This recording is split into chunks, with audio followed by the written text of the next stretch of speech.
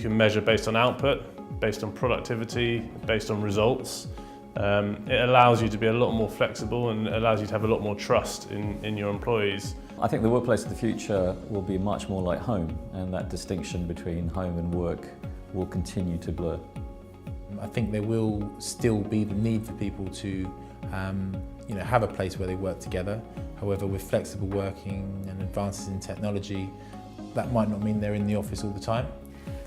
3 words for the workplace of the future would be intergenerational, multimedia, collaborative. If I was to describe the workplace of the future in one word, I would say flexible. Flexible. Culture. Blended.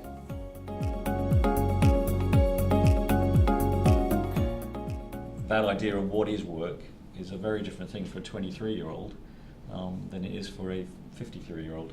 Different people, so different people have got different needs, but I think what's really, really important as we go forward, we've got to address having people to be able to collaborate. There's got to be that space.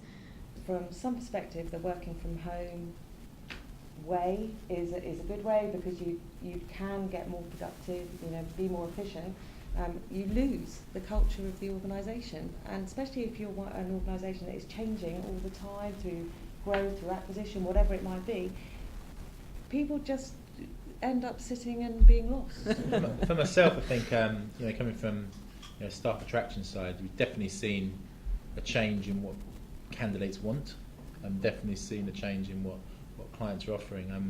Some of the research that we did last year shows that the working environment, even above benefits and sometimes even above salary, is seen as a very, very important tool that candidates are attracted to.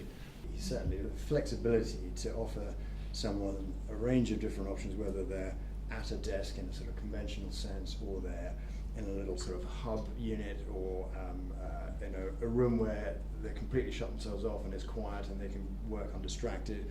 I think having a great variety of different places where you can interact or distance yourself sometimes from colleagues as well.